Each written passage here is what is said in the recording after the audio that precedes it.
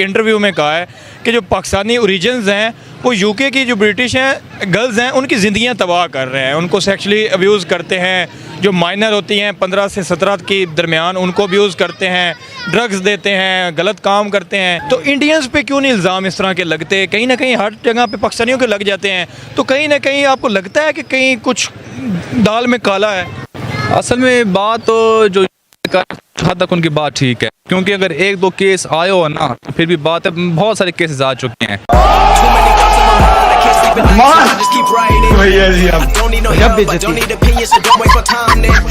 Sweden में मुस्लिम migrant ने 13 साल की बच्ची को बंदी बना के कई दिन तक उसका रेप करता रहा। इजराइल में रमज़ान का महीना है, 6 मुसलमानों ने एक 13 साल की इजरायली लड़की को ड्रग्स दे के उसका रेप किया, 6 मुसलमानों ने, 4 अप्रैल। और अब आते हैं पाकिस्तान के कब्ज़े में जो पीओके है। पीओके के एक प्राइवेट हॉस्पिटल के लेबर रूम में रात 2 बजे एक नॉर्मल डिलीवरी का केस आया। उसकी माँ लेके आई बच्ची को, लेकिन जब डॉक्टरों ने देखा तो हैरान रह गए। माँ से बात की तो माँ ने बताया कि ये अभी छोटी उम्र की बच्ची है, 14 साल की, और इसके पेट में दर्द हो रहा है, इसलिए मैं लेके आई हूँ। उन्होंने जब देखा और डॉक्टर ने जब देखा तो पता चला कि वो 9 महीने की प्रेग्नेंट है। ये सब क्या देखना पड़ रहा है? अच्छा है मैं अंधा हूँ। और एनी टाइम डिलीवरी होने वाली है। तो माँ ने कहा कि इसकी तो अभी शादी ही नहीं हुई और ये तो 14 साल की है। डॉक्टरों ने फौरन पुलिस को फ़ोन किया। पुलिस के आने से पहले ही बच्चा पैदा हो गया।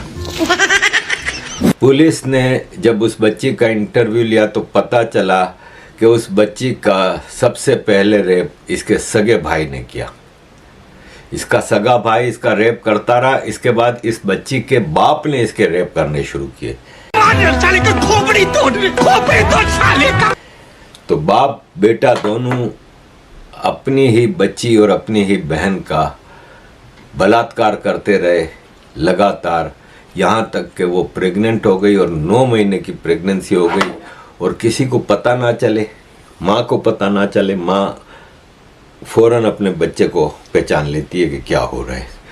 उसके बाप और उसके भाई को गिरफ्तार किया गया और दोनों ने कहा कि हमसे गलती हो गई है, हमें माफ़ कर दें।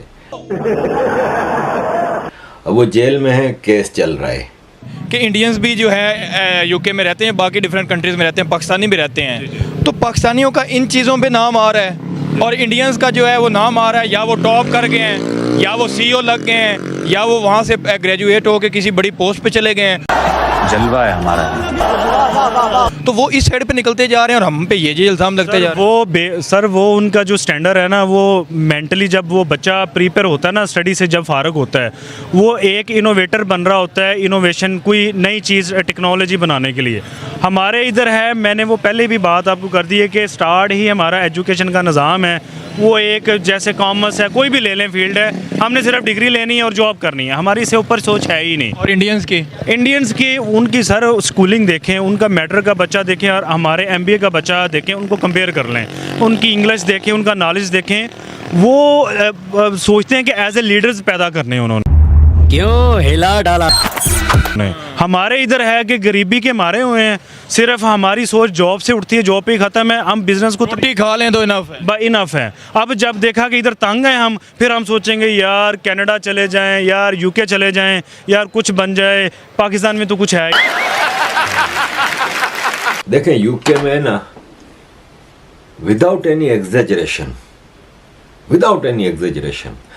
लाखों लड़कियों को ग्रूमिंग गैंग के हाथों बर्बाद किया गया है, लाखों। अब मेरे पिछले दिनों बहस हो रही थी वो पाकिस्तानियों से, वो मुझे कह रहे हैं कि आरिफ भाई यहाँ पे सबसे ज़्यादा रेप तो गोरे कर रहे हैं। मैंने कहा भाई तुम लोगों की समझ में नहीं आ रहा कि ग्रूमिंग गैंग और नॉर्मल रेप में फ़र्क है। रेप इज़ ए क्राइम, और गंदा क्राइम है, इंसानियत से घिरा हुआ, नो डाउट। लेकिन ग्रूमिंग गैंग तो रेप से बहुत ऊपर जाता है कि एक अंडर एज लड़की को आप ग्रूम करते हैं, उसको फंसाते हैं, लालच दे के कुछ करके उसको ड्रग्स पे लगाते हैं, उसके साथ सेक्स करते हैं, उसकी वीडियोस बना के फिर उसको ब्लैकमेल करते हैं, फिर उसको ड्रग्स पेडलिंग में इस्तेमाल करते हैं, फिर उसको सेक्स ट्रैफिकिंग में इस्तेमाल करते हैं। This is totally different than rape. और ये सिर्फ पाकिस्तानी करते हैं, मैं नहीं कह रहा। सुनिए होम मिनिस्टर सुहेला ब्रेवन की बात। कौन है ये लोग, कहां से आते हैं? पिछले दिनों फेसबुक पे भी एक वीडियो आई थी जिसमें पाकिस्तानी जो है वो रो रहा है, उसको पुलिस ने पकड़ा हुआ था। वो एक 13 इयर्स की लड़की के साथ जो है सेक्सुअल चैट कर रहा था, हरास कर रहा था। तो कहीं 10, 15 या 20 या 50 की वजह से फिर कहीं ना कहीं अगलों को मौका तो मिल नहीं जाता कि टारगेट किया जाए पूरे पाकिस्तानियों को। नहीं, वो तो मौका तो है, लेकिन इसमें देखें कि अगर पर्सनली अगर मैं बात बोलूँ ना, तो मैं ये बात बोल सकता हूँ इसमें, अगर पाकिस्तान को वो नॉमिनेट कर रहे हैं तो डेफिनेटली इंग्लैंड के पीछे या ब्रिटिश का जो वज़ीर-ए-आज़म है, प्राइम मिनिस्टर है, वो इंडिया के किसी ना किसी बंदे के कहने भी पाकिस्तान का नाम खराब कर सकता है। वाह बेटा, लगता है तुम गू खा के ही मानोगे। तो इसमें जो है ना, आपने कहा, आप ऋषि सुनक की बात कर रहे हो कि जो इंडियन रीजन है, आपने कहा कि सिर्फ पाकिस्तान का ही नाम क्यों लिया गया है। मेरा यही सवाल था अगला कि वहाँ इंडियंस का क्यों नहीं नाम लिया गया। वो उन्होंने ये नहीं कहा कि इंडियंस ऐसा करते हैं, सिर्फ पाकिस्तान को ऐसा कहा, और पाकिस्तान के साथ उनकी दुश्मनी भी ऐसी कोई खास नहीं है।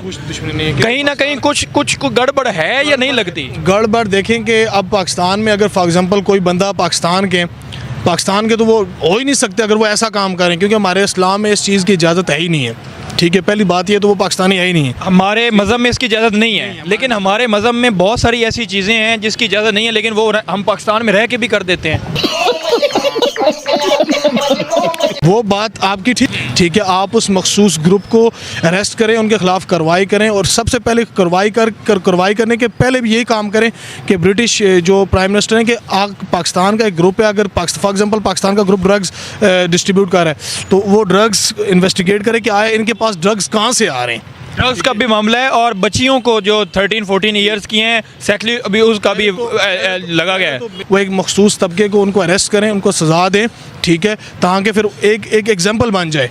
उससे क्या होगा, उधर और कितने लाखों ब्रिटिश जो हैं पाकिस्तानी रीजन और बैठे हुए हैं, उन पे भी नजरें डम जाएंगी, उनको भी हर जगह पे शक की निगाह से देखा जाएगा।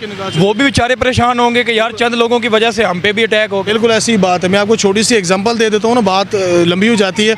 छोटी सी एग्जांपल दे देता हूँ कि अब दाढ़ी है ना, सुन्नत रसूल है।